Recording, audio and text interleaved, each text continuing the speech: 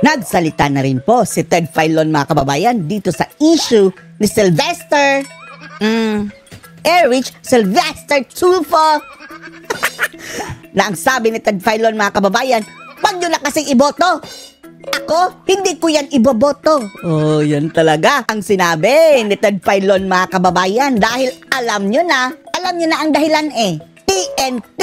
Hindi po tago ng tago, kundi tuta ni Tamba. Oh, TNT mga kababayan, tuta ni Tamba.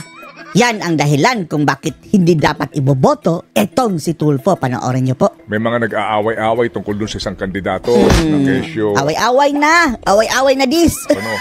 Huwag nyo iboto kasi. Correct! Pag negative campaign kayo mga kababayan, laban dyan kay Tulfo. Huwag nyo iboto. Nag-aaway-aaway sila. Away-away na Daw dis. sa mga inihahalin tulad ni Alice Guo na pamimeke ng nasyonalidad o something. Si Alice Go, disqualified agad. Tapos si Tulfo, lusot mga kababayan dahil TNT. Tutak ni Tamba. Kasi nga, huwag nyo nang iboto na kayo umasa sa amin dito. Ako hindi ko rin boboto yun. Oh, si Ted Filon mga kababayan, hindi na iboboto si Erich Sylvester Tulfo. Alam nyo na dahilan. Oh, alam nyo na ang dahilan. Ito ang dahilan mga kababayan. TNT po ako. Oh. TNT po ako. Hindi po tago ng tago ha. Wala po kinalaman dito ang iyong pagiging OFW.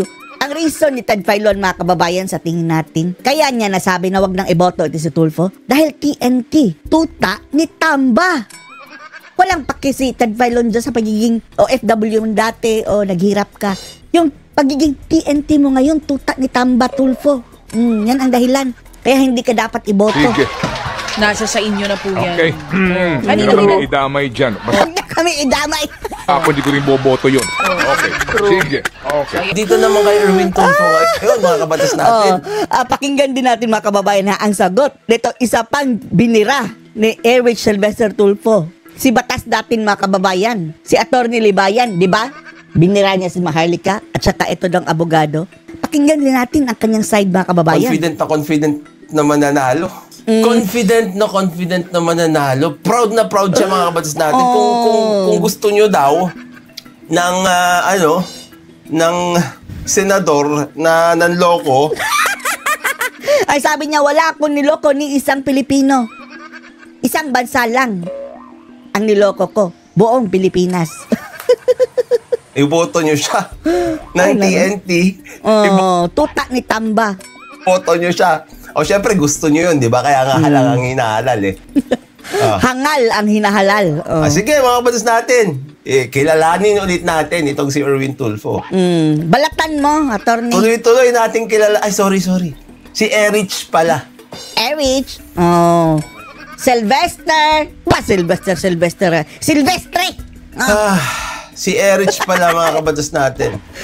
Erich. Si Erich, let's go. W dati, Pumila ako dyan sa POEA. Grabe, pati pagpila mga kababayan. Achievement na. Kasi sabi nila, yun ang uso Naririnig ko. Pupunta ng Saudi, yung mga seaman. Kasalanan ng... Ikaw lang ang naging ganyan, Erich. Ayun ng Sandali. Alangan, hindi ka pipila. Ano kasi ni swerte? Bakit tayo napunta sa POEA? Ngayon mga kababayan, hindi na kasi yan pumipila dahil celebrity na future president na mga kababayan dahil after niya matuhog yung senador, aim nila maging presidente. Ay, Diyos mo yung mga Erich Sylvestre. Bakit tayo napunta sa POEA na yan? Anong gagawin mo? Pagiging Naisipan TNT. ko pumunta na. 100 lang ito, 2.5 na utang mo. Paano ka na lang? Ito mga kabatas natin, ang naiwan pala natin nung last time, no? Yung proud na proud siya na tinatakasan niya yung utang niya. Sa sari-sari store, ha? Grabe, mandurugas mga kababayan. Responsibilidad mo yan dahil maliliit na tao yung inutangan mo. Isipin mo yan, Tinatasan! sari-sari store, umutang ka. Responsibilidad mo na bayaran yan, tatakasan mo. Katulad ng responsibilidad mo na suportahan yung mag-ina mo. Tapos, ginagamit kasi niya mga kababayan na, ako nga, may utang ako noon, hindi ako nakabayad sa sari-sari store. Yan ako nagkahirap. Proud siya mga kababayan sa pagiging palautang niya dati. Ipapasa mo sa biyanan, the best ka talaga. Let's go. Mga kabayan,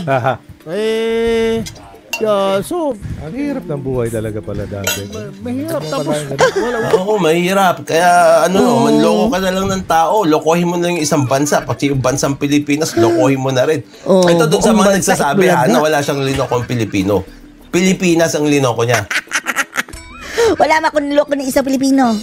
Pero buong Pilipinas ang niloloko ko. Alam niyo kung bakit, mga kabatas natin. Galing naman siya ng Pilipinas eh. Tapos pumunta siya ng Amerika. Correct? Paano siya makakaalis ng Pilipinas kung hindi siya manloloko muna sa Pilipinas? So, yung mga dokumento niya na peke, na inamin niyang peke, mga kabatas natin, Inamin. ginamit niya muna dito sa Pilipinas. So, niloko niya muna yung Pilipino bago niya niloko yung mga Amerikano. Okay, Yan kasi, Erich. let's go. Wala eh, magagawin mo. Naisipan ko pumunta na Saudi kasi dati Oh, wow. Sige. Sino itong katropa niya ito? Na sobrang grabing hype man. Taga-Sulso, taga-Gatong din makababay si Aljo Bendijo. Akala mo, ang laki ng bayad sa'yo. Hindi ko alam naman kung binabayaran siya dyan, ha? Pero mga kabatas natin, Sweldado yan ng PTV. Tayo. Galing sa tax natin mga kababayan. malamang, di ba? Parang sapat ba yung bayad sa'yo para ganyan magmukha kang Aljur Bendio? Siguro may deal sila mga kababayan kapag mananalo ka, Sureball na ako, ha? Naturing nga. Maging PCO secretary siguro yan mga kababayan kapag mananalo na sa Tulfo dahil partner niya in crime, dyan. Kang media? Tapos, reneduce ka lang into a hype man? Taga-tango mga kababayan, go Tulfo. Diba, grabe baka kiss ass. Akala mo Rafi Tulfo in action. Taga-yoyo. In short, niloko niya sarili niya. Of course, you have to make yourself you have to make a believer out of yourself first. I'm a believer. Lokohin mo muna yung sarili mo baka makapanloko ng ibang tao para ka paniwala ka. Wala ako ni isang kaso. Pero may conviction ako sa Supreme Diyan Court. siya magaling. Let's go. Hindi ka pa OCW, ang tawag doon sa OFW, Overseas Contract Worker, OCW. dati, Umila ako dyan sa POEA. Wow! Overseas contract worker. Worker yun. Ibig sabihin may working visa. Ngayon, hindi ka na pala pumipila. Shortcut na sila mga kababayan. VIP na sila ngayon Wala nang pila-pila dyan. Ikaw, hindi ka overseas contract worker. Bakit? Amerikano ka eh. Rich ka Mayroon nga pasaporte ng Amerikano. Yung OFW mga kababayan, ang hawak na passport yan, Pilipinas. Overseas Filipino worker. Filipino nga Paano naging OFW yan? May pasaporte ng Amerikano. Rich, American citizen ka tapos meron kang passport. hindi nga sinagot mga kababayan. Meron kang social Why? security number. Wow, SSN. Ubo. Paano ka naging overseas worker? Ang bayan mo ay Amerika. Siguro mga kababayan, overseas American worker. Eto si Erich dito sa Pilipinas. Dahil dito siya nagtatrabaho kung Amerikano siya mga kababayan. Overseas American worker.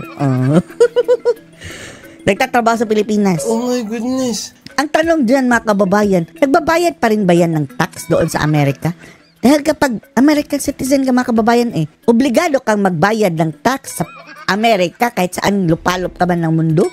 So, hindi pa nga siya TNT.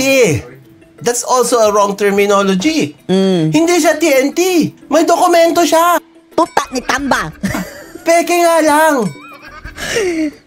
Stolen identity? Yan ba? Bakit?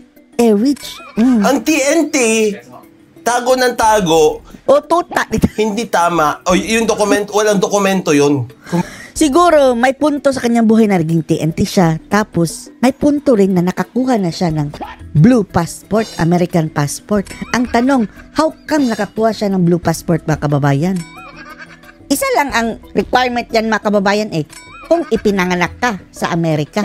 Meron ba siyang birth certificate na pinakita sa Amerika, mga kababayan, na doon siya pinanganak? Sa Hawaii? Hawaii. Ano ba talaga, Rich? Bakit sila nandun?